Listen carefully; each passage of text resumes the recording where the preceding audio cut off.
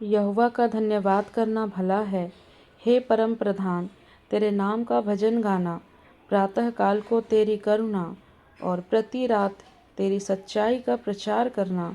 10 तार वाले बाजे और सारंगी पर और वीणा पर गंभीर स्वर से गाना भला है, क्योंकि हे यहोवा, तूने मुझको अपने काम से आनंदित किया है और मैं तेरे हाथों के कामों के कारण जय जयकार करूँगा। हे यहोवा, तेरे काम क्या ही बड़े हैं, तेरी कल्पनाएं बहुत गंभीर है। आइए हम आराधना प्रारंभ करने से पहले एक छोटी प्रार्थना करेंगे।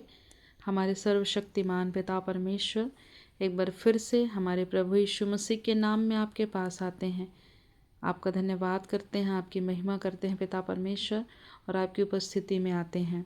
हम आपका धन्यवाद करते हैं, आपने हमें एक और नया दिन दिया, हमें एक साथ मिलकर आपकी आराधना करने का अवसर दिया। प्रभु, हम आपका धन्यवाद करते हैं कि हमारे आराधना करने से पहले प्रभु जी हमारे मन और विवेक को, हृदय को शुद्ध कीजिए। हमारे भीतर की हर एक चिंता, भय, निराशा और भटकाव की आत्मा को दूर कीजिए प्रभु जी, ताकि हम एकचित होकर आपकी महिमा करने पाए। जब हम आपके गीत गाएं प्रभु, हमारी स्तुति आपके हृदय को छूने वाली हो। जब हम हाथ उठाएं तो केवल दिखावे के लिए नहीं, बल्कि सच्चे समर्पण के साथ हो। हमारे हर शब्द, हर गीत और हर एक प्रार्थना के द्वारा केवल आपकी महिमा हो। प्रभु जी, आपकी पवित्र आत्मा की उपस्थिति को हम अपने समक्ष चाहते हैं पिता परमेश्वर। जो थके हुए हैं प्रभु जी, आप उन्हें सामर्थ्य दीजिए। जो निराश है प्रभु जी, वो आशावान बन सके। जो दुखी हैं वो शांति प्राप्त कर सके। जितने आपके पास आए हैं प्रभु, आपके प्रेम का अनुभव कर सके। आज की पूरी आराधना को हम आपके हाथों में सौंपते हैं। ऑनलाइन ऑफलाइन दोनों माध्यम से हम आपकी महिमा कर सके। जो गीत हम गाते हैं, जो वचन हम पढ़ते हैं, संगति करते हैं, वो सब कुछ आपको सुखदायक सुगंध के रूप में ग्रहण योग्य हो सके। सारी महिमा आपको देते हुए विनती प्रभु यीशु मसीह के नाम से मांगते हैं, आमीन। आइए प्रभु की महिमा में स्तुति के गीत से 251 नंबर गा लेंगे, जिसके बोल हैं, आज का दिन यहोवा ने बनाया है, हम इसमें आनंदित हो।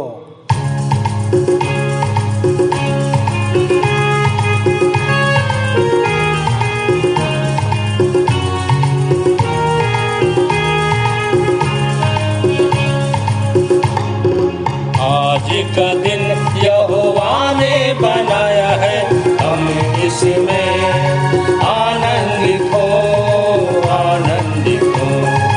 आज का दिन यहोवा ने बनाया है, हम इसमें आनंदित हो, आनंदित हो। प्रभु को महिमा मिले, चाहे हो मेरा अपमान। प्रभु को महिमा मिले,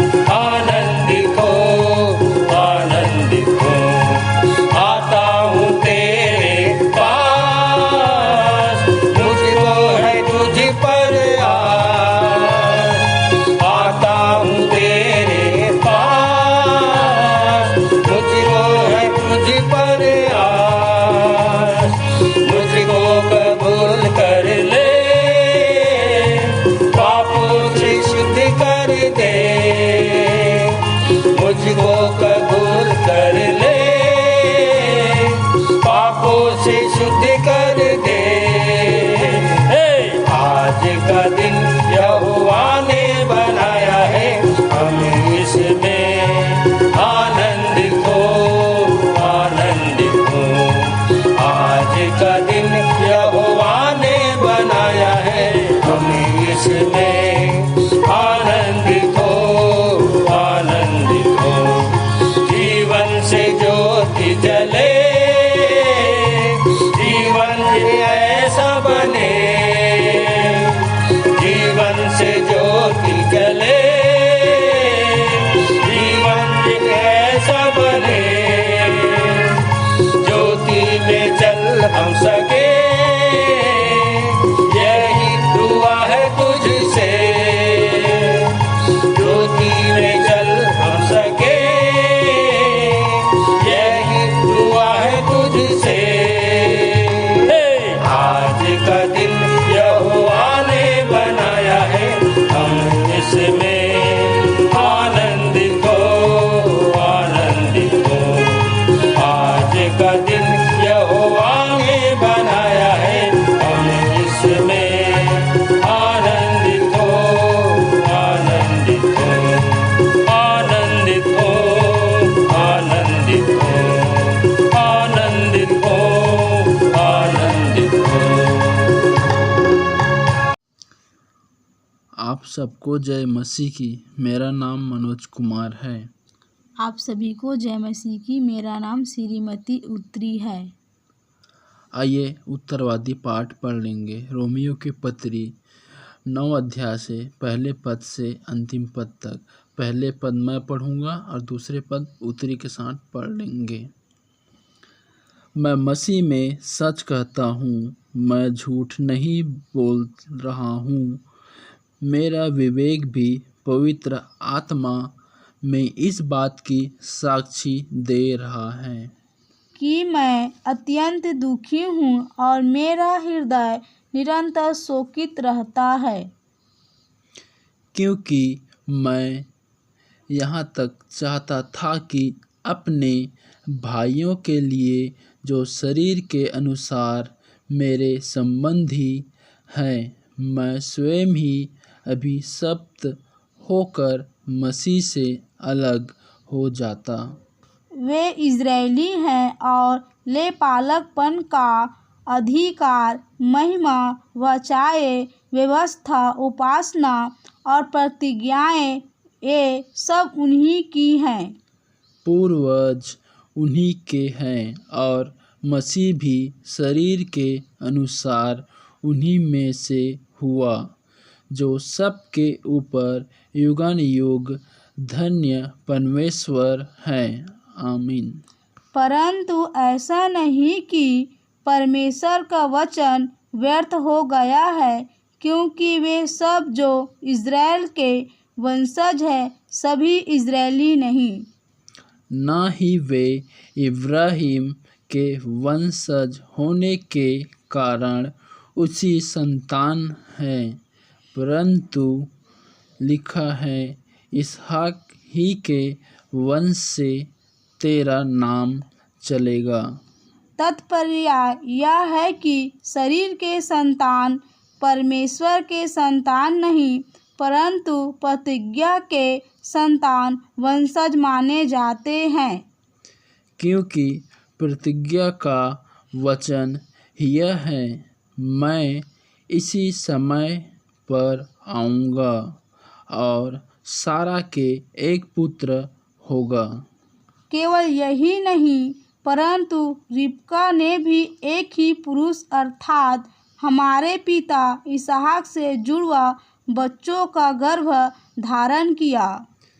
यद्यपि अभी जुड़वा जन्मे भी नहीं थे और न कुछ भला या बुरा किया था, इस अभिप्राय से कि परमेश्वर द्वारा चुने जाने का उद्देश्य जो कर्म के आधार पर नहीं, वरन बुलाने वाले के निर्णय के आधार पर बना रहे। उससे यह कहा गया था जेठा पुत्र छोटे की सेवा करेगा। जैसा लिखा है, याकूब से मैंने प्रेम किया, परंतु एसाव को अभिप्राय जाना। तो हम क्या कहें? क्या परमेश्वर न्यायी है? कदापि नहीं। क्योंकि मूसा से कहता है, मैं जिस पर दया करना चाहूँ उसी पर दया करूँगा, और जिस पर तरस खाना चाहूँ उसी पर तरस खाऊँगा। अतः यह न तो चाहने वाले की इच्छा पर और न दौड़ धूप करने वाले पर निर्भर है, परंतु परमेश्वर पर जो दया करता है। क्योंकि पवित्र शास्त्र फिरौन से कहता है, मैंने इसी अभिप्राय से तुझे खड़ा किया कि तुम में अपनी सामर्थ दिखाऊं, कि मेरे नाम का प्रचार संपूर्ण पृथ्वी पर किया जाए। अतः वह जिस पर चाहता है उस पर दया करता है, और जिसे वह चाहता है उसे कठोर कर देता है। तब तुम मुझसे कहेगा, वह अभी क्यों दोष लगाता है? क्योंकि कौन उसकी इच्छा का विरोध करता है? इसके विपरीत, हे मनुष्य, तू कौन है जो परमेश्वर से प्रतिवाद करता है? क्या गढ़ी हुई वस्तु गढ़ने वाले से यह कहेगी कि तूने मुझे ऐसा क्यों बनाया? क्या कुम्हार को मिट्टी पर यह अधिकार नहीं कि उसी मिट्टी के लौंदे से एक बर्तन को आदरणीय उपयोग के लिए तथा दूसरे को साधारण उपयोग के लिए बनाए? यदि परमेश्वर ने अपना क्रोध दिखाने और अपना सामर्थ प्रकट करने की इच्छा पर विनाश के लिए तैयार किया गया कोप के पात्रों को बड़े धैर्य से सहा, तो क्या हुआ? उसने यह इसलिए किया कि वह अपनी महिमा का धन दया के उन पात्रों पर प्रकट करे जिन्हें उसने पहले ही से महिमा के लिए तैयार किया था। अर्थात हमें भी, जिसे उसने न केवल यहूदियों में से वरन गैरयहूदियों में से भी बुलाया। जैसा वह होशे की पुस्तक में भी कहता है, जो मेरी प्रजा न थी उसे मैं अपनी प्रजा कहूँगा, और जो प्रिय न थी उसे प्रिय कहूँगा। और जैसा होगा कि जहाँ उसे यह कहा गया था, तुम मेरी प्रजा नहीं हो, वही वे जीवित परमेश्वर के पुत्र कहलाएंगे। और यशायाह इज़राइल के विषय में पुकार कर कहता है, यद्यपि इज़राइल की संतानों की संख्या समुद्र के बालू के समान हो, फिर भी थोड़ी ही बचाए जाएंगे। क्योंकि प्रभु पृथ्वी पर अपना वचन पूर्णता एवं शीघ्र ही कार्यान्वित करेगा। जैसे यशायाह ने भविष्यवाणी की थी, यदि सेनाओं का यहोवा हमारे लिए कुछ वंश न छोड़ता तो हम सदोम के सदृश हो गए होते और अमोरा के समान जा ठहरते। तब हम क्या कहें कि गैरयहूदियों ने जो धार्मिकता की खोज नहीं करते थे, धार्मिकता प्राप्त कर ली, अर्थात वह धार्मिकता जो विश्वास से है। परंतु इजरायली धार्मिकता की व्यवस्था की खोज करते हुए भी उस धार्मिकता की व्यवस्था तक नहीं पहुँचे। ऐसा क्यों? क्योंकि उन्होंने उसकी खोज विश्वास से नहीं परंतु मानो वह कर्मों से प्राप्त होती हो। उन्होंने ठोकर के पत्थर पर ठोकर खाई। आइए अंतिम वचन हम एक साथ पढ़ लेंगे। जैसा लिखा है, देखो मैं सिय्योन में एक ठोकर का पत्थर और ठेस की चट्टान रखता हूँ, और जो उस पर विश्वास करेगा वह लज्जित ना होगा। परमेश्वर अपने वचन पढ़े सुने जाने पे हम सबको बहुत आय की आशीष दे। आमीन। आमीन। सबको जय मसीह की।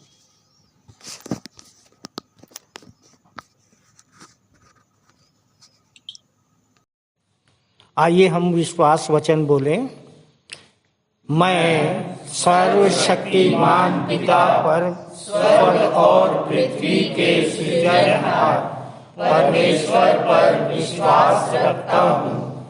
मैं उसके एकलौते पुत्र हमारे प्रभु यीशु मसीह पर, जो पवित्र आत्मा के सामर्थ के द्वारा कुमारी मरियम से जन्मा, जिसने पोंतियुस पिलातुस के राज्य में दुख उठाया, जो क्रूस पर टांगा गया और मारा गया, जो गाड़ा गया और अदृश्य लोक में पहुंचा, और तीसरे दिन मृतकों में से फिर जी उठा, जो स्वर्ग पर चला गया और सर्वशक्तिमान पिता परमेश्वर के दाहिने हाथ विराजमान है, और जीवितों और मृतकों का न्याय करने फिर आने वाला है। विश्वास रखता हूँ मैं पवित्र आत्मा पर, पवित्र सारी कलीसिया पर, संतों की संगति पर, देह के पुनरुत्थान पर, पापों की क्षमा पर और अनंत जीवन पर विश्वास रखता हूँ। आमीन। सामान्य सामाजिक पारिवारिक एवं कलीसियाई प्रार्थना करने में अगुवाई करेंगी सह संचालिका डॉक्टर अल्पना राम। आइए प्रार्थना करें। अनादिकाल से अनंत काल तक हमारे संग रहने वाले हमारे जीवित पिता परमेश्वर, आज के इस पवित्र विश्राम दिन में हम आपकी स्तुति और महिमा करते हैं प्रभु जी, क्योंकि आप इसके योग्य हैं। प्रभु जी, धन्यवाद देते हैं कि आपने हमें नाम लेकर बुलाया प्रभु जी, और अब तक प्रभु जी जीवन के इस मोड़ तक आपने हमको सुरक्षित रूप से रखा है प्रभु जी, ताकि हम आपकी महिमा और स्तुति कर सकें। पिता, हम आपका बहुत धन्यवाद देते हैं कि आप हमारे सृजनहार, पालनहार और तारनहार हैं। प्रभु जी, जब हम भटकते थे तब पिता परमेश्वर आप एक चरवाहे के रूप में हमारे जीवन में आ गए, और हम भटकी हुई भेड़ों को प्रभु जी आपने एक ठिकाना दिया, एक विश्राम स्थान दिया, एक चट्टान दिया जिस पर हम खड़े हो सके। प्रभु जी, जब हम बंधे हुए थे तब आपने अपना प्राण देकर हमें छुटकारा दिया। प्रभु, हम आपका हृदय से धन्यवाद देते हैं पिता कि आपने हमें चुना पिता परमेश्वर, और निरंतर पिता आप हमारे संग रहते हैं। और प्रभु, आज हम जीवित परमेश्वर की संतान कहलाते हैं। पिता, हम धन्यवाद देते हैं कि इस आराधना में हम शरीक हो सके हैं, और आपसे प्रार्थना करते हैं कि आप शुरू से लेकर अंत तक हमारे संग संग रहिए प्रभु जी, ताकि हमारी आराधना आपकी उपस्थिति में हो सके, और हमारे स्तुति के गीत गाना, वचन बोलना, संदेशों का सुनना, प्रभु भोज की पवित्र ब्यारी में शामिल होना, भेंट देना, सब कुछ आपको भाए पिता। प्रभु जी, हम धन्यवाद देते हैं कि अपने निवेदनों को आपके समक्ष रख सकते हैं। प्रभु जी, हम प्रार्थना करते हैं पिता कि इतनी सुंदर कलीसिया को आपने बनाया है प्रभु। ये एक दाग की बारी है जिसे आपने लगाया, आपने सींचा, आपने बढ़ाया प्रभु जी। पिता, इस बारी से, इस कलीसिया से आप प्रसन्न हो सकें। यहाँ के एक एक जन को प्रभु आप आशीष दीजिए और हमारा विश्वास आपके ऊपर मजबूत होता चला जाए। चाहे कितने भी क्लेश आएं, हम आप में स्थिर रह सकें प्रभु जी। पिता परमेश्वर, हम आपका धन्यवाद देते हैं पिता कि आपने हमको एक बहुत अच्छे देश में रखा है प्रभु जी, और इतने वर्षों तक हम स्वतंत्रता से आपकी आराधना कर सके और आज भी करते हैं। परंतु प्रभु जी, जब क्लेश के दिन हैं पिता, जगह जगह सताव हो रहे हैं प्रभु जी, आपके लोगों को आराधना करने में बाधा पहुंचाई जा रही है पिता। प्रभु जी, हम आपसे विनती करते हैं कि पिता, ये हमारे लिए सुअवसर है, सो हम न डरें। परंतु प्रभु जी, उनके लिए भी हम प्रार्थना करते हैं जो हमें सताते हैं। आपने कहा, अपने सताने वालों को आशीष दो, श्राप न दो प्रभु जी। सो आप उनको ऐसी आशीष दीजिए कि वे भी एक दिन आपके चरणों पर आ सकें प्रभु जी। हम प्रार्थना करते हैं उन प्रचारकों के लिए, पादरी पास्टर्स लोगों के लिए पिता, जो आज बंदी गृह में हैं पिता। झूठे इल्ज़ाम लगाकर प्रभु जी उनको बंदी गृह तक पहुंचा दिया गया, परंतु प्रभु जी इसमें भी आपकी एक बड़ी योजना पूरी हो सके कि प्रभु जी वहाँ के लोग भी, वहाँ के कैद में के लोग भी प्रभु जी आप एक छुटकारे को प्राप्त कर सकें, क्योंकि प्रभु आप बंधुओं को छुटकारा देने आए। सामर्थी और प्रेमी पिता परमेश्वर, उनकी सुधि लीजिए और उनके परिवार प्रभु जी जो बाहर हैं और चिंता में रहते हैं, उनको भी आप अद्भुत शांति दीजिए।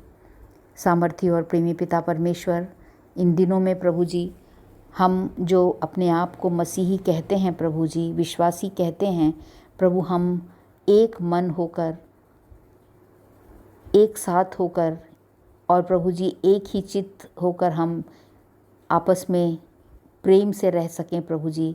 हर प्रकार के लड़ाई झगड़े और पिता परमेश्वर विभिन्न प्रकार के पिता परमेश्वर व्यर्थ की बातों को जो आपके विरोध में उठती हैं पिता, वो इस मसीही समाज से आप दूर करिए प्रभु जी। पिता परमेश्वर, हम प्रार्थना करते हैं हर एक कलीसिया के पास्टर्स को प्रभु ज्ञान, बुद्धि और समझ दीजिए। प्यारे प्रभु, हम आपसे विनती करते हैं प्रभु उन परिवारों के लिए जो प्रभु गाँव से निकाल दिए गए हैं पिता, और एक जटिल कठिन ज़िंदगी जी रहे हैं प्रभु जी, वे मजबूर हैं, दुखी हैं, उनको भी प्रभु आप अपनी शांति दीजिए। प्रभु, हम विनती और प्रार्थना करते हैं पूरे विश्व के लिए प्रभु जी, जब युद्ध की स्थिति है पिता, और प्रभु जी तरह तरह की प्राकृतिक आपदाएं हैं प्रभु जी, और ये आपका वचन है प्रभु जी जो पूरा होता है कि जाति पर जाति और राज्य पर राज्य चढ़ाई करेंगे पिता। ये अंत के दिन हैं प्रभु जी, हम प्रार्थना करते हैं पूरे विश्व में भी आप अपनी शांति दीजिए, और प्रभु हमारे देश में भी पिता परमेश्वर जो उच्च पदाधिकारी हैं पिता, जो इस देश को चलाते हैं, उनको ज्ञान और बुद्धि दीजिए कि वो सही रीति से इस देश को चला सकें प्रभु जी। अपनी कलीसिया को भी आपके हाथ में देते हैं, प्रार्थना करते प्रभु जी यहाँ के बालकों के लिए, जवानों के लिए, बुज़ुर्गों के लिए, महिलाओं के लिए, आचार्यों के लिए, सहायक सह आचार्यों के लिए पिता, सबों को परमेश्वर पिता आप ज्ञान, बुद्धि और समझ दीजिए पिता, ताकि प्रभु आपके आत्मा के चलाए हम चल सकें। पिता परमेश्वर, हमारे संचालक जी के लिए विशेष प्रार्थना करते हैं प्रभु जी, बहुत सारी जिम्मेदारियां उनके कंधे पर हैं पिता, और प्रभु हम विनती करते हैं कि आपकी बुद्धि, ज्ञान, आपका दर्शन प्रकाशन, आपकी सामर्थ उनको निरंतर मिलती रहे प्रभु जी, ताकि पिता ये कलीसिया दिन प्रतिदिन आप में उन्नति करती चली जाए। पिता परमेश्वर, हम प्रार्थना करते हैं बीमारों के लिए, उनको आप चंगाई दीजिए प्रभु जी, जो दुष्ट आत्माओं के सताए हुए हैं और जो नाना प्रकार की समस्याओं में पड़े हुए हैं प्रभु जी, चाहे पारिवारिक समस्या है, आर्थिक समस्या है पिता परमेश्वर, मानसिक है, सब में प्रभु जी हम आपकी उपस्थिति को हर एक के जीवन में चाहते हैं। पिता परमेश्वर, फिर से एक बार प्रभु हम अपना समर्पण आपके हाथों में करते हैं और प्रार्थना करते हैं इस पूरी आराधना में प्रभु जी आपको आदर और महिमा मिल सके। सारी बातों में आपका धन्यवाद करते हैं और प्रार्थना यीशु मसीह के नाम से मांगते हैं, आमीन। आप सभी को प्रभु यीशु मसीह के मधुर नाम में नमस्कार, जय मसीह की। मैं आचार्य विमलेश राव भोसले प्रभु में मुझे 26 वर्ष हो चुके हैं। 26 वर्ष पहले मैं पाप में, अपराध में, अंधविश्वास में, रूढ़िवादिता में जीवन जिया करता था, परंतु जब मुझको विश्वासी मंदिर का गुरु मंत्र नामक प्रार्थना पत्र मिला, अद्भुत रीति से प्रभु ने मुझे पाप से, अपराध से, बीमारी से, बुराई से छुटकारा दिया। तब से लेकर आज तक मैं प्रभु में बना हुआ हूँ और जैसे मैं बच गया हूँ उसी प्रकार मैं दूसरों को बचाने का प्रयास करता हूँ। वर्तमान में मैं पेशे से बीमा अभी करता हूँ। मैं धन्यवाद देता हूँ अपने संचालक मंडल का, मैं धन्यवाद देता हूँ परमेश्वर पिता का, जिन्होंने मुझे चाहा कि मैं आज के वचन का प्रचार कर सकूं। मेरे प्रियो, मेरा सब्जेक्ट है, मेरा विषय है, क्लेश में कैसे रहे डटे कि जाल ना फटे। क्लेश में कैसे रहे डटे कि जाल ना फटे। यूहन्ना रचित सुसमाचार 21वां अध्याय उसके 11वें पद से लिया गया है। मेरे प्रियो, 2 तीमुथियुस 3 उसके 12 में लिखा है, पर जितने मसीह यीशु भक्ति के साथ जीवन बिताना चाहते हैं वे सब सताए जाएंगे। मेरे प्रिय भाइयों और बहनों, सताव हर एक विश्वासी, हर एक चर्च, हर एक पादरी प्रचारक के जीवन में नहीं आएगा। जो टाइम पास विश्वासी हैं उनके जीवन में तो कभी नहीं आएगा। जो तथाकथित पास्टर, प्रीचर्स हैं वे भी इससे अछूते रहेंगे, वे भी सुरक्षित रहेंगे। नामधारी, सामाजिक और धार्मिक विश्वासियों, मसीहियों का कोई भी बाल बांका नहीं कर सकता है। पर जो संक्रामक विश्वासी हैं, कट्टर विश्वासी हैं, पोट मजबूत खाटी विश्वासी हैं, जिन्होंने मसीह के साथ जीने मरने की कस्में खा ली हैं, जो शहीद होना चाहते हैं, जिनके जीवन का लक्ष्य केवल मसीह के लिए मरना, मार खाना, बदनाम होना है, उनके जीवन में सताव जरूर आएगा, संकट, मुसीबत, परेशानी जरूर आएगी। पर मैं आपको बताना चाहता हूं कि इन क्लेशों से मसीहियों का बहुत पुराना नाता है प्रमाण मेरी इस बात का स्तिफनुस, पौलुस, सिलास और यूहन्ना बपतिस्मा दाता है। शद्रक, मेशक, अबेदनगो और दानियल की है अपनी कहानी। भूखे सिंह, धधकती आग के बीच में जिनने मृत्यु पर्यंत रहने की ठानी। न द्वेष, न क्रोध, न जुलूस, न नारा, बस एक ही बात कहते धीरज से, हमें नहीं चाहिए छुटकारा। दुख उठाने के लिए ही हमने खुदा बाप से मांगी जिंदगानी है। हमें तो जश्न आज़ादी का पर्व इन नई आत्माओं के साथ मनानी है और इसलिए खुदा बाप ने दी हमको उकाब की नई जवानी है। हम जो भाग जाए डर कर तो हमारे लिए अभिशाप है, क्योंकि जीना हमारे लिए मसीह है और मर जाना लाभ है। तो नदियां नहीं डुबा सकती है तुझको, न जला सकती है आग। हे सोने वाले जाग, तब मसीह की ज्योति तुझ में चमकेगी। मेरे प्रियो, पतरस, पौलुस, Barnabas, Silas, Daniel, Shadrach, Meshach, Abednego और ऐसे बहुत से प्रभु के दास हैं बाइबल में। यदि आप गहन अध्ययन करते होंगे तो आपको पता होगा, ये सभी प्रभु के दास प्रभु के लिए, मसीह के लिए, मसीहत के लिए दृढ़ बने रहे, अडिग रहे, डटे रहे। प्रार्थना करना, वचन अध्ययन करना, स्तुति आराधना करना, प्रचार प्रसार करना बंद नहीं किए, इसलिए सफल हुए, सिद्धता तक पहुंचे, अमर हो गए। आज 2026 वर्ष बाद भी हम उनकी कुर्बानी से, उनकी शहादत से, उनके जोश, उत्साह, उमंग से हमें आज तक प्रेरणा मिल रही है। वे हमारे लिए आज भी आदर्श है। दानियल के समय में भी काला कानून पास हो गया था। दानियल 6:9 से लेकर 10 तक अगर आप पढ़ेंगे, प्लीज जरूर पढ़िएगा, तो वहां पर लिखा है, दारा राजा ने काला कानून पर हस्ताक्षर कर दिया। जब दानियल को यह मालूम हुआ कि राजा ने हस्ताक्षर कर दिया है, काला कानून पास हो गया है, राजपत्र में प्रकाशित भी हो गया है, तब क्या लिखा है जरूर पढ़िएगा प्लीज। दानियल रत्ती भर भी भयभीत नहीं हुआ। वह अपनी रीति के अनुसार दिन में 3 बार प्रार्थना करना और धन्यवाद देना बंद नहीं किया, कम नहीं किया। मेरे प्रियो, वे हर एक क्लेशों में रहे डटे, वे हर एक क्लेशों में रहे डटे, इसलिए उनके जाल कभी नहीं फटे। उनका दर्शन प्रकाशन डॉक्ट्रिन सच्चा था, इसलिए उनके जाल नहीं फटे। मेरे प्रियो, हमें भी उन सब से सीख सबक लेकर ये जानना है, समझना है कि हम क्लेश में किस प्रकार से डटे रह सकते हैं, किस प्रकार से अपने दर्शन प्रकाशन डॉक्ट्रिन में बने रहते हुए अडिग रहे, अटल रहे, निडरता के साथ हम प्रभु के वचन का पालन करते रहे। परमेश्वर पिता अपने वचन के कहे सुने जाने पर हम सबको बहुतायत की आशीष दे। धन्यवाद। जय मसीह की। प्रभु भोज विधि का संचालन सहायक आचार्य श्री वीरेंद्र साहू करेंगे। आप सभी को जय मसीह की।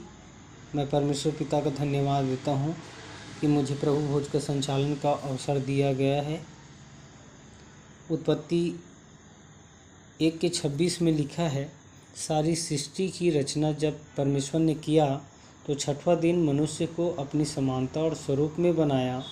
और जब परमेश्वर ने देखा तो कहा, बहुत अच्छा है, पृथ्वी पर भर जाओ और सब प्रकार की आशीषें दिया और सब जीव जंतुओं पर, सब चीज़ पर हमें अधिकार दिया था।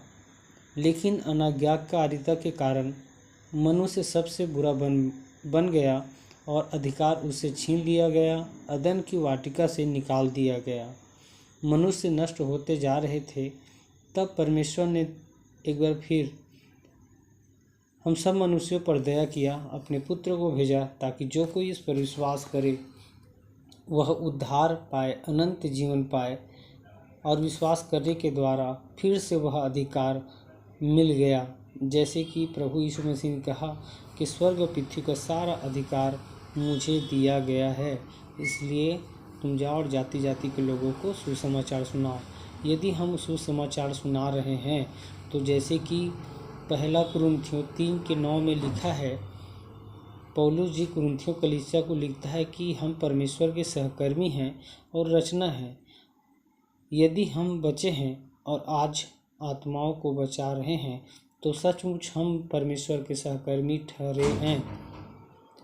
और यूहन्ना 10:34 में प्रभु यीशु मसीह ने कहा कि तुम ईश्वर हो। और जब हमें ईश्वर का दर्जा दिया जा रहा है, जब हम सहकर्मी ठहरे हैं, तो जैसे कि पहला पत्रस 2:9 में भी लिखता है, पर तुम चुना हुआ वंश, राजपदधारी, याजकों का समाज और पवित्र लोग और परमेश्वर की नीच प्रजा हो, इसलिए कि जिसने तुम्हें अंधकार में से अपनी ज्योति में बुलाया है, उसके गुण प्रकट करो। तो आज हमें उस परमेश्वर के गुण को अपने जीवन से प्रकट करना है और उन भटकती हुई आत्माओं को प्रभु के पास हमें लाना है।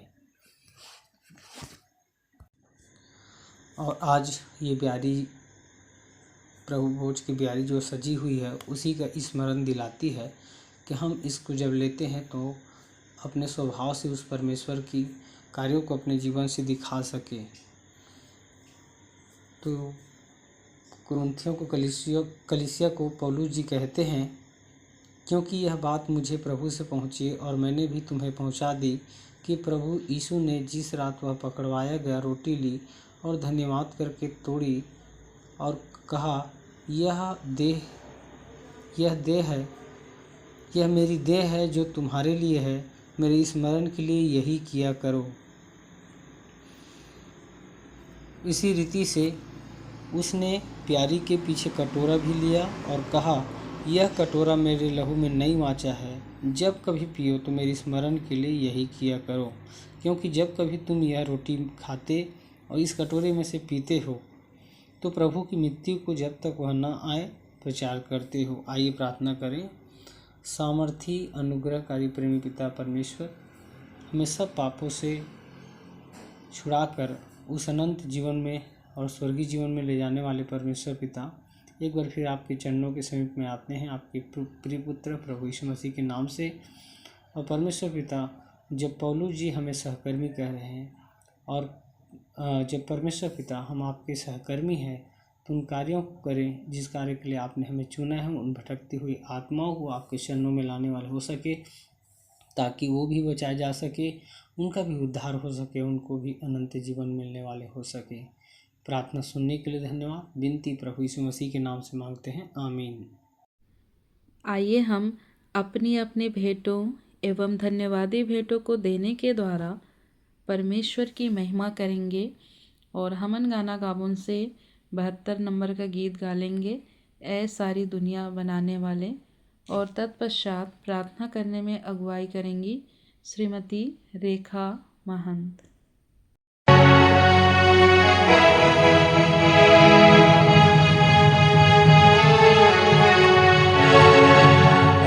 सारी दुनिया बनाने वाले हम तेरा धन्यवाद करते हैं। ऐ सारी दुनिया बनाने वाले हम तेरा धन्यवाद करते हैं। ऐ सारे जीवों को बनाने वाले, ऐ सारे जीवों को बनाने वाले हम तेरी स्तुति करते हैं। ऐ सारी दुनिया बनाने वाले हम तेरा धन्यवाद करते हैं। ऐ सारी दुनिया बनाने वाले हम तेरा धन्यवाद करते हैं। ये जमीन आसमां तूने बनाए, सूरज और चांद तारे भी बनाए, पर्वत और वृक्ष भी तूने बनाए। तूने फूलों से गुलशन सजाए। ये जमीन आसमां तूने बनाए, सूरज और चांद तारे भी बनाए, पर्वत और वृक्ष भी तूने बनाए। तूने फूलों से गुलशन सजाए। नए नए रंगों को भरने वाले हम तेरा धन्यवाद करते हैं। नए नए रंगों को भरने वाले हम तेरा धन्यवाद करते हैं। ऐ सारे जीवों को बनाने वाले, ऐ सारे जीवों को बनाने वाले हम तेरी स्तुति करते हैं। ऐ सारी दुनिया बनाने वाले हम तेरा धन्यवाद करते हैं। ऐ सारी दुनिया बनाने वाले हम तेरा धन्यवाद करते हैं। झरने, नदियाँ और सागर बनाया, पंछियों को नया गीत सिखाया, छोटे बड़े जीवों को तूने बनाया, अपने ही रूप में मानव बनाया। झरने, नदियाँ और सागर बनाया, पंछियों को नया गीत सिखाया, छोटे बड़े जीवों को तूने बनाया, अपने ही रूप में मानव बनाया। ऐ ज्ञान ज्योति जलाने वाले हम तेरा धन्यवाद करते हैं। ऐ ज्ञान ज्योति जलाने वाले हम तेरा धन्यवाद करते हैं। ऐ सारे जीवों को बनाने वाले, ऐ सारे जीवों को बनाने वाले हम तेरी स्तुति करते हैं। ऐ सारी दुनिया बनाने वाले हम तेरा धन्यवाद करते हैं। ऐ सारी दुनिया बनाने वाले हम तेरा धन्यवाद करते हैं। हम तेरा धन्यवाद करते हैं। हम तेरा धन्यवाद करते हैं।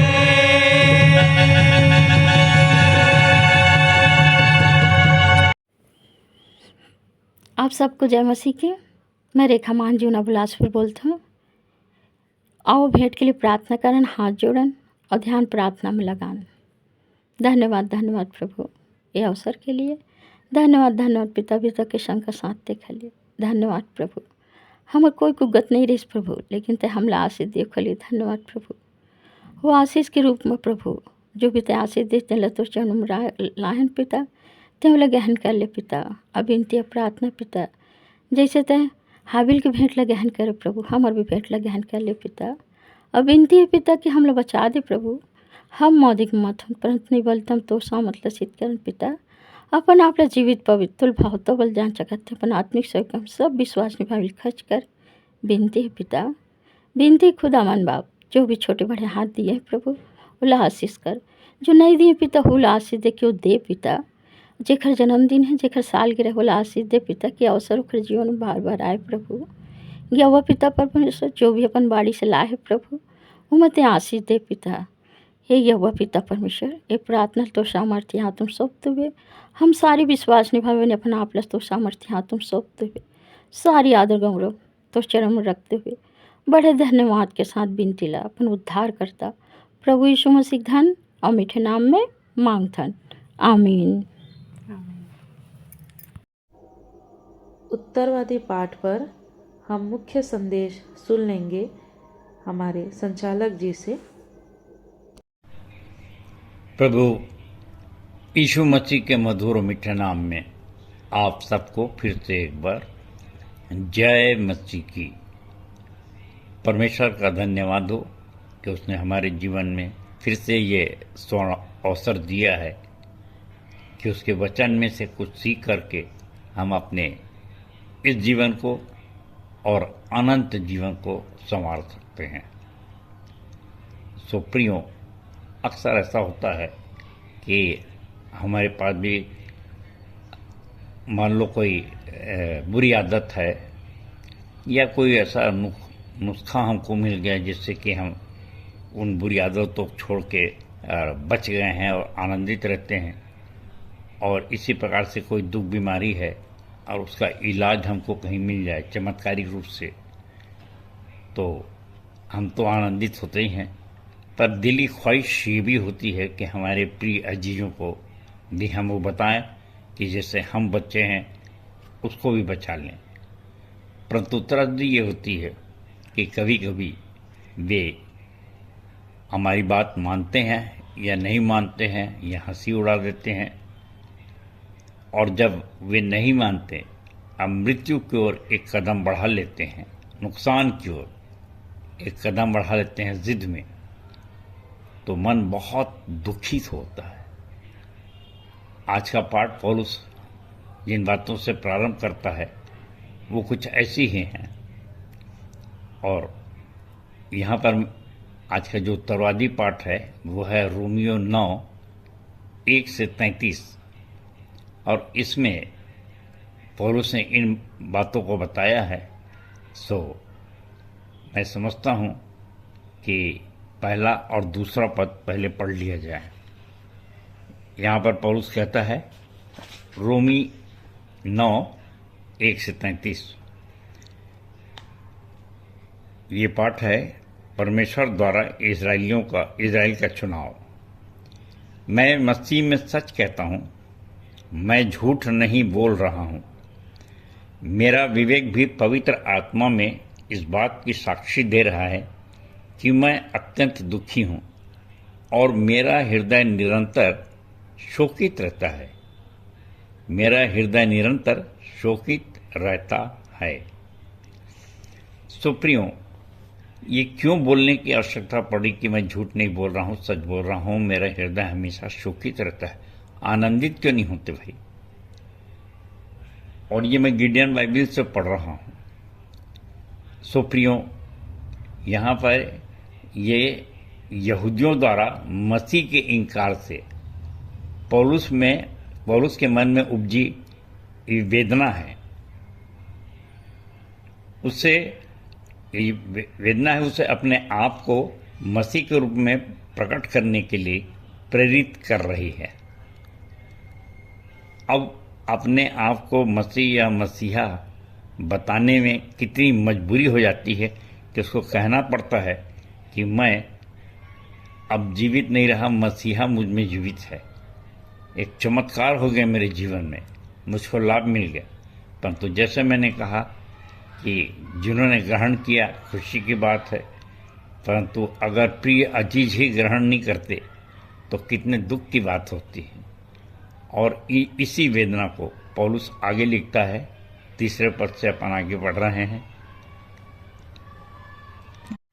क्योंकि मैं यहाँ तक चाहता था कि अपने भाइयों के लिए जो शरीर के अनुसार मेरे संबंधी हैं, मैं स्वयं ही अभिशप्त होकर मसीह से अलग हो जाता।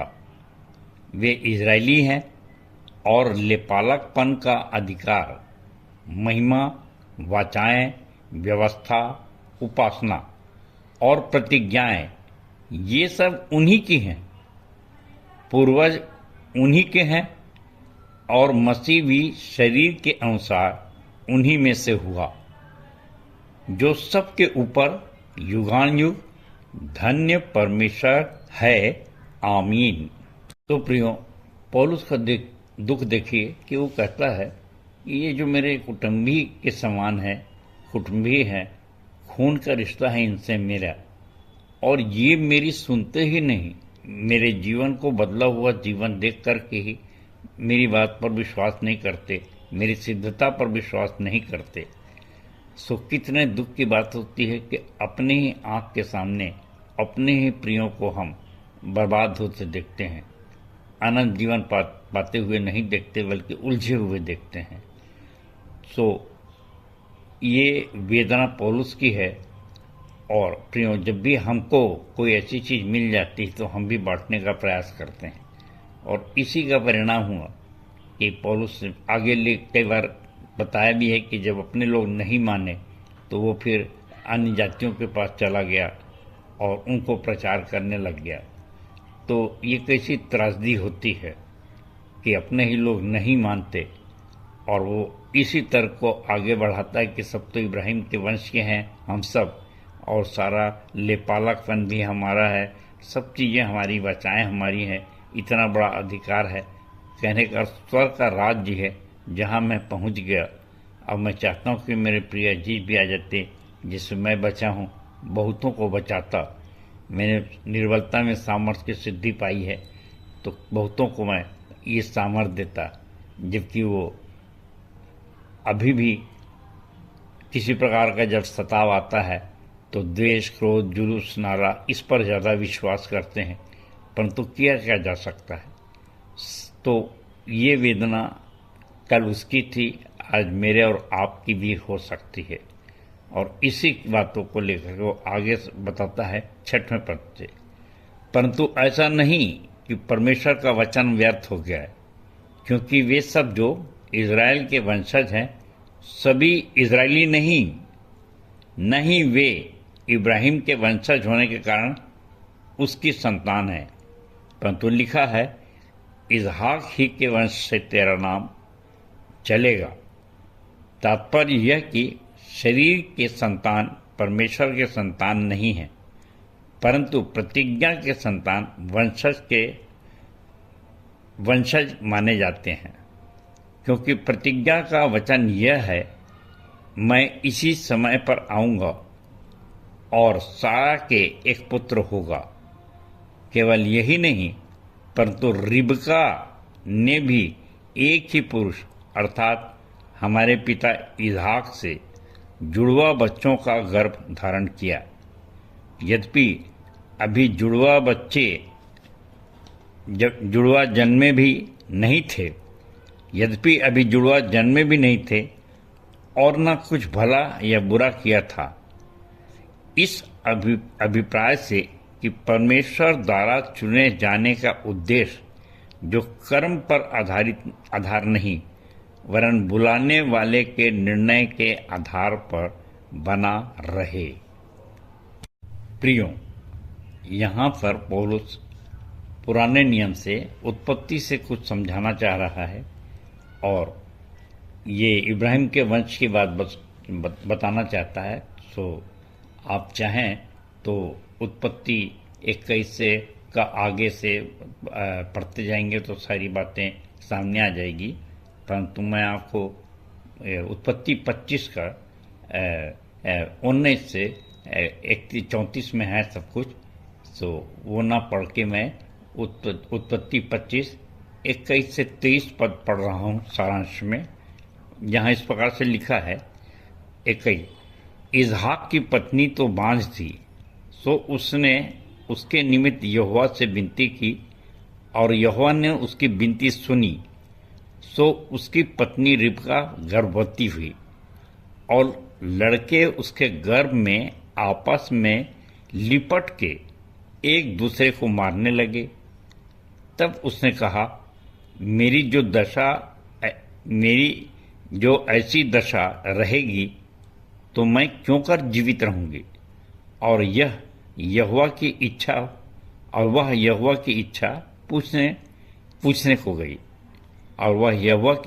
पूछने को गई।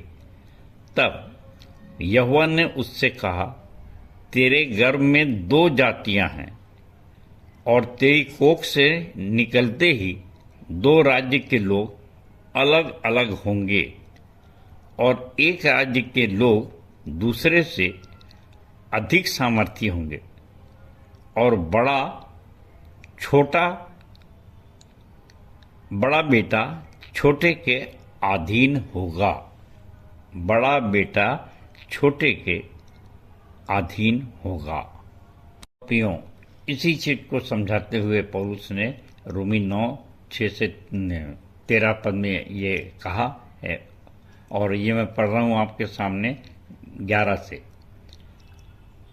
यद्यपि अभी जुड़वा जन्मे भी नहीं थे, और न कुछ भला या बुरा किया था, इस अभिप्राय से कि परमेश्वर द्वारा चुने जाने का उद्देश्य जो कर्म के आधार पर नहीं, वरन बुलाने वाले के निर्णय के अनुसार के आधार पर है बना रहे। उससे यह कहा गया था, ज्येष्ठ पुत्र छोटे की सेवा करेगा। और जैसा लिखा है, याकूब से मैंने प्रेम किया, परंतु एसाव को अप्रिय जाना। तो प्रियो, बहुत स्पष्ट है कि एसाव बड़ा था, याकूब छोटा था। और देखिए, एसाव ने अपने पहिलौठे का या बड़े होने का हक याकूब को बेच डाला। इसलिए आज तक हम कहते हैं कि जो जनरेशन चल रहा है, पीढ़ी चल रही है, कि हम इब्राहिम, इसहाक और याकूब का परमेश्वर को दुहाई देते हैं, एसाव का नाम नहीं आता। और ये चीज़ यहाँ पर पौलुस समझाना चाहता है, और इसलिए 14वें पद में लिखता है, वो 14 पद से आगे, तो हम क्या कहें, क्या परमेश्वर अन्यायी है? कदापि नहीं, क्योंकि वह मूसा से कहता है, मैं जिस पर दया करना चाहूं उसी पर दया करूंगा, और जिस पर तरस खाना चाहूं उसी पर तरस खाऊंगा। अतः यह न तो चाहने वाले की इच्छा पर, न दौड़ धूप करने वाले पर निर्भर है, परंतु परमेश्वर पर जो दया करता है। क्योंकि पवित्र शास्त्र फिरौन से कहता है, मैंने इसी अभिप्राय से तुझे खड़ा किया कि तुझमें अपनी सामर्थ दिखाऊं, कि मेरे नाम का प्रचार संपूर्ण पृथ्वी पर किया जाए। अतः वह जिस पर चाहता है उस पर दया करता है, और जिसे वह चाहता है उसे वह कठोर कर देता है। तो प्रियो, वचनों में आपने देखा कि यहाँ पर पौलुस 2 उदाहरण दे रहा है, एक मूसा का और दूसरा फिरौन का, कि कैसे मूसा अद्भुत रीति से बचाया गया। और इस संबंध में जो जानना चाहते हैं वो निर्गमन 1:16 से आगे पढ़ सकते हैं। और फिर अद्भुत रीति से वो बचाया गया, जबकि आज्ञा थी कि उस समय जितने बच्चे पैदा होते हैं उनको पैदा होते ही जो लड़के हैं उनको मार डाला जाए, लड़कियां हैं तो छोड़ देना। जितनी उस समय दाइयाँ थी जो गर्भ कराती थी उन सबको संदेश ऐसा ऑर्डर था उनके लिए। परंतु मूसा फिर भी अद्भुत रीति से बचाया गया, और इसलिए उसका नाम मूसा पड़ा क्योंकि वो पानी से निकाला गया, ऐसा कहा जाता है। इसके बाद वो इजरायलियों को फिरौन की गुलामी से बचाता है, और फिरौन राजा, और उसके लिए भी यहाँ पे समझाना चाहता है पौलुस कि कैसे परमेश्वर कहता है कि उसके मन को परमेश्वर ने कठोर कर दिया।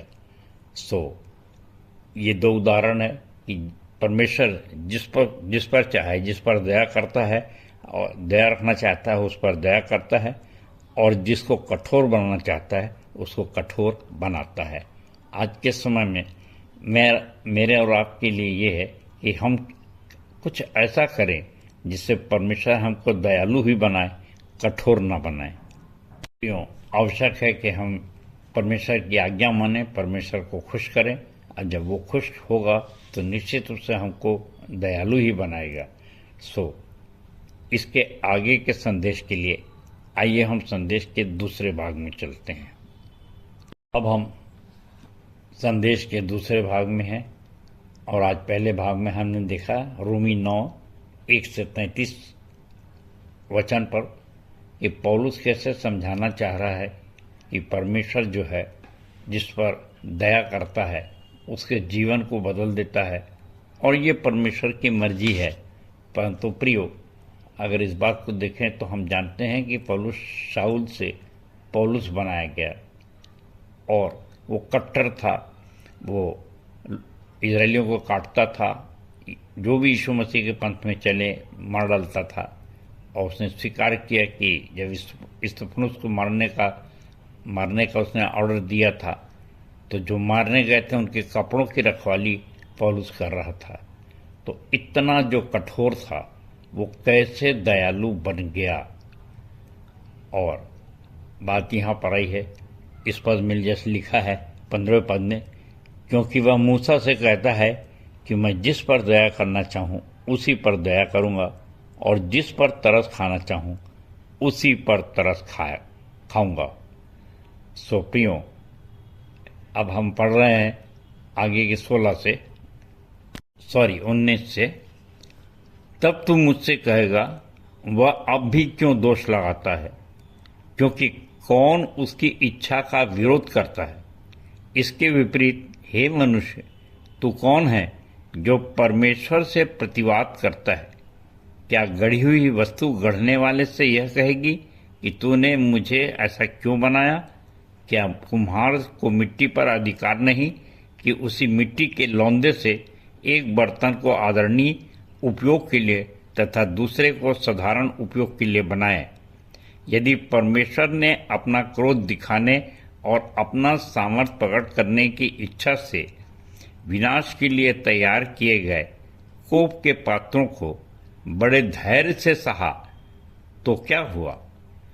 उसने यह इसलिए किया कि वह अपनी महिमा का धन दया के उन पात्रों पर प्रकट करे जिन्हें उसने पहले से ही महिमा के लिए तैयार किया था, अर्थात उन्हें भी जिन्हें उसने न केवल यहूदियों में से वरन गैर यहूदियों में से भी बुलाया। सो प्रियो, यहाँ पर पौलुस ने कुम्हार और मिट्टी का उदाहरण दिया, और अपन सब जानते हैं कि कुम्हार एक ही मिट्टी से आदर के पात्र और निरादर के पात्र दोनों बनाता है। सो उसको ये हक है। इसी प्रकार परमेश्वर भी है, वो हमको साधारण उपयोग के लिए या आदर के लिए किसके लिए बना सकता है। और सबसे बड़ी बात जो मैंने कहा कि वो तो पूरा परिवर्तित कर सकता है। और मैंने इन्हीं पॉइंट्स को, कभी इन्हीं टिपों को पढ़ के कहा था, प्रभु मैं तो बहुत बड़ा इंसान हूँ, तेरी दया अनुग्रह से मुझको भी ऐसा बना कि तेरे नाम का प्रचार प्रसार कर सकूं, अपनी बुरी आदतों को छोड़ सकूं। हाँ पिता, तू तो शाऊल को पौलुस बनाने वाला है, क्या तू मुझको नहीं बना सकता? अक्सर मैं अपनी प्रार्थना में गिड़गिड़ाता, बोलता, रोता, परंतु परमेश्वर का धन्यवाद हो, मैंने प्रतिज्ञा किया कि प्रभु अगर मेरा जीवन प्रवृत्ति से आएगा, मेरी बुरी आदतें छूट जाएंगी, तो मैं मृत्यु पर्यंत तेरा ही काम करूंगा। और परमेश्वर का धन्यवाद हो कि इन 33 वर्षों में मुझको उसने ऐसी आशीष दी, मुझ पर दया किया। सो प्रियो, वो कुम्हार है, हम मिट्टी हैं, हम कुछ ऐसा करें, क्योंकि परमेश्वर का देखना मनुष्य का सा नहीं। मनुष्य तो बाहरी रूप देखता है, परमेश्वर हमारे मन को देखता है कि वास्तव में हम मन से समर्पित हैं, मन से प्रतिज्ञा कर रहे हैं, मन से गिड़गिड़ा रहे हैं, मन से प्रार्थना कर रहे हैं। अगर हम ऐसी प्रार्थना करेंगे तो निश्चित रूप से वो हमको और भी जो बनाया है, जो दिया है वो तो है, परंतु बहुत ही आदरणीय का पात्र बनाएगा, ये पक्का है। और ये पौलुस यहाँ पे समझाना चाह रहा है। और ये इसके लिए आवश्यक नहीं कि हम किस जाति के हैं और किस नहीं है कि अन्य जाति के हैं। सो ये बातें यहाँ पर लिखी गई हैं और इसी को समझाते हुए पौलुस 25वें पद में कहता है कि जैसा वह होशे की पुस्तक में भी कहता है, जो मेरी प्रजा न थी उसे मैं अपनी प्रजा कहूँगा, और जो प्रिया न थी उसे प्रिया कहूँगा। और ऐसा होगा कि जहाँ उनसे यह कहा गया था, तुम मेरी प्रजा नहीं हो, वहीं वे जीवित परमेश्वर के पुत्र कहलाएंगे। इसलिए पौलुस ने होशे 2:23 का यहाँ पर उदाहरण दिया, और इसी प्रकार से वो यशायाह से भी उदाहरण देना चाहता है। और वहाँ 27वें पद में वो कहता है पौलुस, और यशायाह इज़राइल के विषय में पुकार कर कहता है, यद्यपि इज़राइल के संतानों की संख्या समुद्र के बालू के समान हो, फिर भी थोड़े ही बचेंगे, क्योंकि प्रभु पृथ्वी पर अपना वचन पूर्णता और शीघ्र ही कार्यान्वित करेगा, जैसे यशायाह ने कहा। यशायाह ने भविष्यवाणी की थी, यदि सेनाओं का यहोवा हमारे लिए कुछ वंश न छोड़ता तो हम सदोम के सदृश हो जाते और अमोरा के समान जाट ठहरते। तो जो यशायाह का उसने उदाहरण दिया है प्रियो, यशायाह 65:1-2 पढ़ रहा हूँ आपके सामने। जो मुझको पूछते भी न थे वे मेरे खोजी हैं, जो मुझे ढूंढते भी न थे उन्होंने मुझे पा लिया, और जो जाति मेरी नहीं कहलाई थी उससे भी मैं कहता हूँ, देख मैं उपस्थित हूँ। मैं एक हठीली जाति के लोगों को और दिन भर हाथ फैलाए रहा, जो अपनी युक्तियों के अनुसार बुरे मार्गों में चलते हैं। ये हम वचन के तीसरे भाग में हैं, और यहाँ पर हम रोमी 9:1-33 पर विचार कर रहे हैं। और मैं आपके सामने पढ़ा कि पौलुस यहाँ पे समझाना चाहता है कि यदि उसके लोग कहलाने वाले, उसकी जाति कहलाने वाले लोग परमेश्वर की आज्ञा नहीं मानते हैं, तो फिर वो अन्य जातियों को चुन लेता है, उन पर दया करता है और उनको दया करके अपने प्रकाशन दर्शन उन पर प्रकट करता है और उनसे अपना काम कराता है। और इसलिए मैंने पढ़ा यशायाह 65:1 और 2। इसलिए यहाँ पर पौलुस 27वें पद में यही बात समझाना चाहता है प्रियो, यद्यपि इज़राइल के संतानों की संख्या समुद्र के बालू के समान हो तो भी थोड़े ही बचाए जाएंगे। मैंने अक्सर इस बात की चर्चा की है कि जैसा यीशु मसीह ने कहा कि जब तक पृथ्वी के छोर तक सुसमाचार का प्रचार नहीं होगा, मेरा आना सुनिश्चित नहीं होगा। सो प्रियो, हो सकता है कि सुसमाचार पृथ्वी की छोर तक पूरा पहुंचाया जाए, और ऐसा ही होगा। और सुसमाचार पाने के बाद भी, जैसे मैंने कहा, लोग 33% उद्धार पा लेंगे, परंतु और आगे उसकी आज्ञा को नहीं मानेंगे।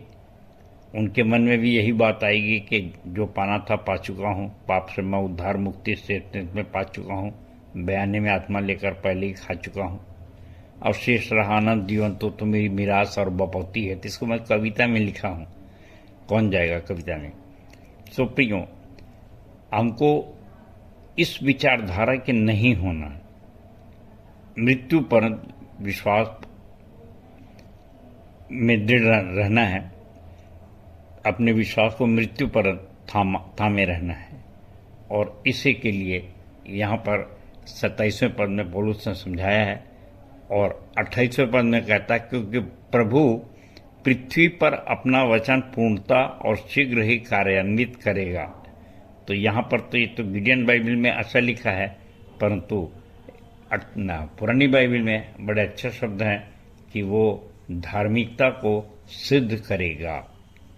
बाइबल से पढ़ रहा हूँ 28वां पद, क्योंकि प्रभु अपना वचन पृथ्वी पर पूरा करके धार्मिकता से शीघ्र ही उसे सिद्ध करेगा।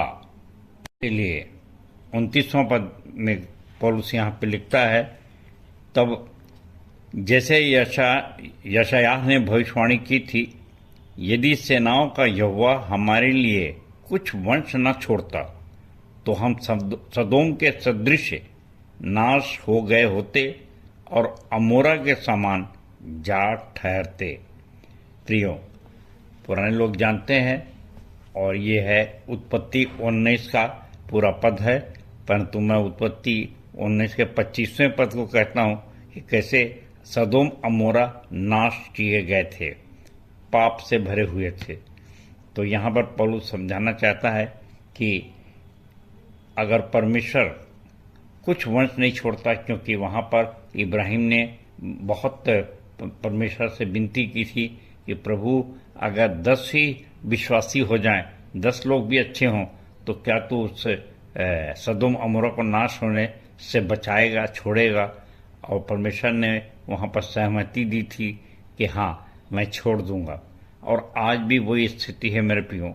और इसलिए यहाँ पर पौलुस समझाना चाहता है कि अगर उस प्रकार के विश्वासी अगर अभी नहीं छोड़ता, संसार में थोड़े से जो बचेंगे और थोड़े से जो प्रकाशन दर्शन जानते हैं, थोड़े से जो प्रभु की आज्ञाओं को मानते हैं, प्राण देने तक विश्वास योग्य हैं, अगर वो अभी पृथ्वी में नहीं होते तो हम भी इसी तरह से नाश हो जाते, आग गिरती और सदोम अमोरा का के पूरे नगर को जैसे उसने नाश किया था, ये पूरा संसार भी नाश हो जाता।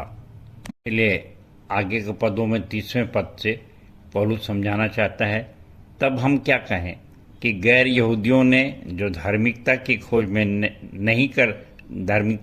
नहीं करते थे, धार्मिकता प्राप्त कर ली, अर्थात वह धार्मिकता जो विश्वास से है। परंतु इजरायली धार्मिकता की व्यवस्था की खोज करते हुए भी उस धार्मिकता की व्यवस्था तक नहीं पहुँचे। ऐसा क्यों? क्योंकि उन्होंने उसकी खोज विश्वास से नहीं, परंतु मानो वह कर्मों से प्राप्त होती हो। उन्होंने ठोकर के पत्थर पर ठोकर खाई, जैसा लिखा है, देखो मैं सियोन में एक ठोकर का पत्थर और ठेस की चट्टान रखता हूँ, जो उस पर विश्वास करेगा वह लज्जित ना होगा। प्रियो, पौलुस ने तो ये वचन यशायाह 8:14, 28:16 से लिया और बहुत सुंदर शब्दों में इसका पहला पत्र 2:8 में पत्रस भी इस बात को कहता है कि हम किस प्रकार के पत्थर हैं, क्योंकि परमेश्वर ने रखा है कि हमको ठेस उस पत्थर से हमको ठोकर खाना है कि उस पत्थर को लांग करके विश्वास में हमको दृढ़ होना है। ये मेरे और आपके सोचने का विषय है, क्योंकि परीक्षा तो हमारी ली जाती है। सो यहाँ पर इस बात को बहुत विशेष रूप से ध्यान रखना है कि अन्य जातियाँ विश्वास से धार्मिकता को पाई हैं और इजरायली हमेशा व्यवस्था के कर्मों के द्वारा अपने आप को धार्मिक बताने का प्रयास करते थे और इसलिए वे ठोकर खाए हैं। और पौलुस यहाँ पे बहुत स्पष्ट रूप से लिखता है कि परंतु इजरायली धार्मिकता की व्यवस्था की खोज करते हुए भी उस धार्मिकता की व्यवस्था तक नहीं पहुँचे। ऐसा क्यों? क्योंकि उन्होंने इसकी खोज विश्वास से नहीं, परंतु मानो वह कर्मों में से प्राप्त होती है, ऐसा करके वो कर्म करने को सोचते थे। सो प्रियो, हमारे सामने भी एक प्रश्न है कि हम आज अपनी धार्मिकता को कैसे पकड़े रहें और विश्वास के द्वारा धर्मी ठहरें या व्यवस्था के कर्मों के कारण। प्रियो, इसके लिए सारांश अंत में मैं यही कहूँगा कि पौलुस ने बहुत स्पष्ट शब्दों में रोमियो 13:8 से 10 में कहा है कि आपस के प्रेम को छोड़ और किसी बात में किसी के कर्जदार मत हो, क्योंकि यह कि व्यभिचार न करना, चोरी न करना, लालच न करना और इसको छोड़ और भी आज्ञा है। तो सबका सारांश इस बात में पाया जाता है कि अपने पड़ोसी से अपने समान प्रेम कर, और जिसने प्रेम किया, पड़ोसी से प्रेम किया, उसने व्यवस्था पूरी की। सो प्रियो, अगर हम ऐसा करते हैं तो निश्चित रूप से हमको वो आदर का पात्र बनाएगा, और निश्चित रूप से हम इस जीवन में बहुतायत का जीवन और परलोक में अनंत जीवन को प्राप्त करेंगे और खुद बच के बहुतों को भी बचाने का कारण बनेंगे। सो परमेश्वर अपने वचन के कहे जाने पर आशीष दे सबको। जय मसीह की, जय मसीह की और जय मसीह की। धन्यवाद। उत्तरवादी पाठ पर सुंदर, सारगर्भित एवं व्यवहारिक संदेश के लिए हमारे मंदिर के संचालक जी एवं उनके पूरे परिवार को प्रभु बहुतायत की आशीष दे। आइए आराधना के अंत में हम अंतिम गीत गा लेंगे, जो हमन गाना गर्भ से 41 नंबर, मसीह बिना जीना बेकार है, वही मेरे जीवन का आधार है।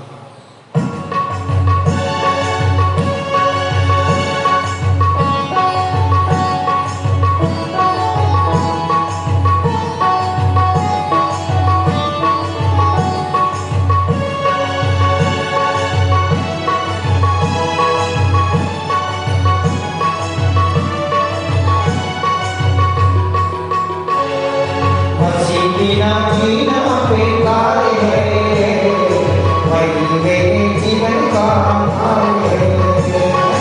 मसीह बिना जीना बेकार है, वही मेरे जीवन का आधार है।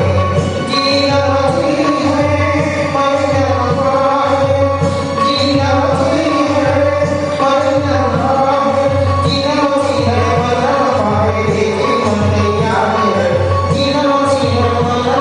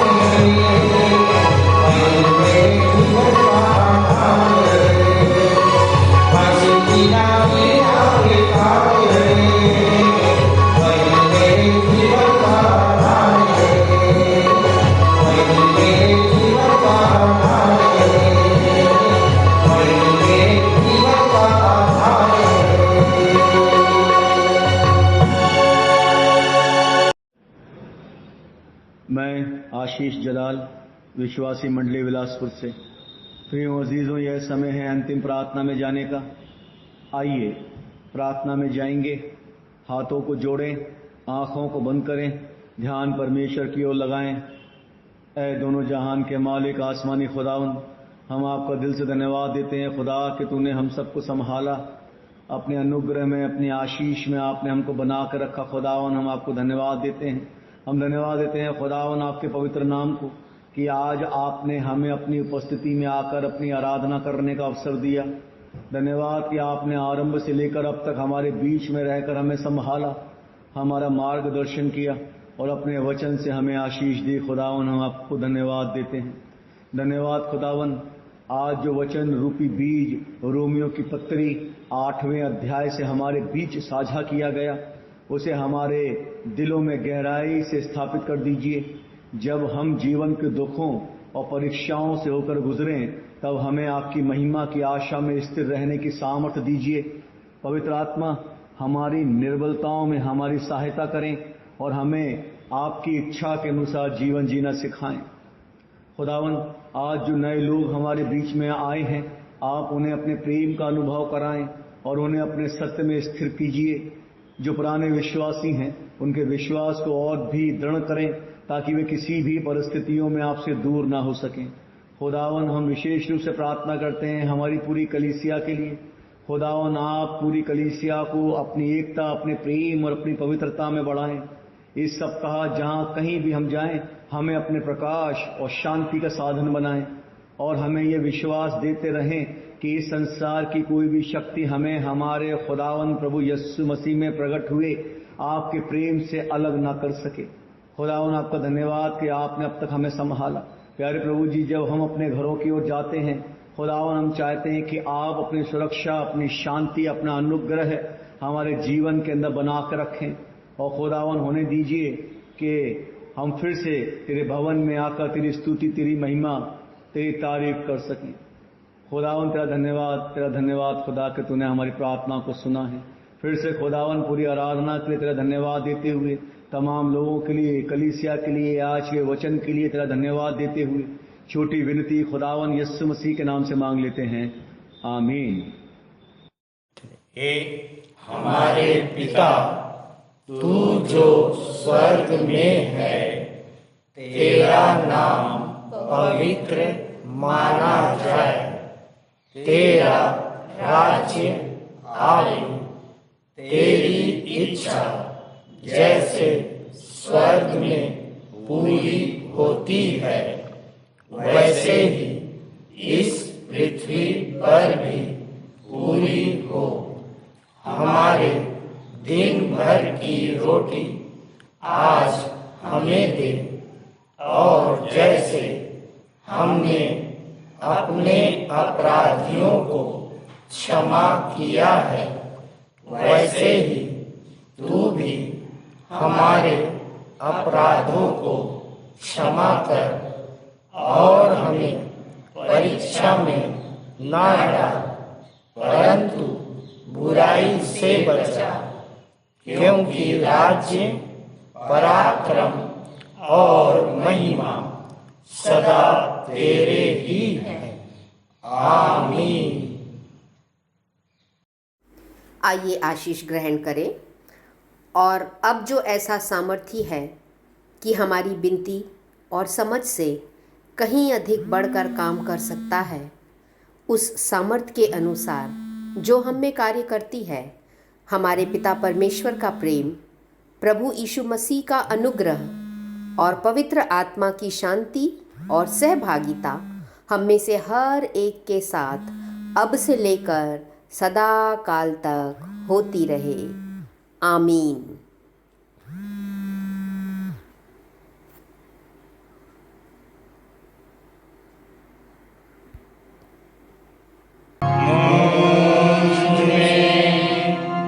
यीशु की शोभा दिखाई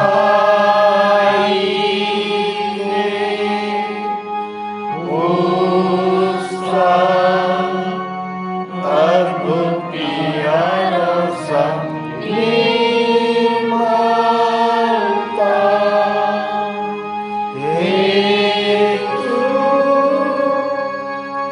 आत्मा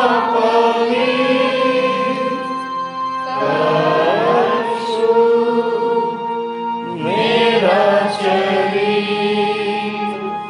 मुझ में यीशु की शोभा दिखाई दे। आमीन, आमीन। आप सबको जय मसीह की। जय मसीह की।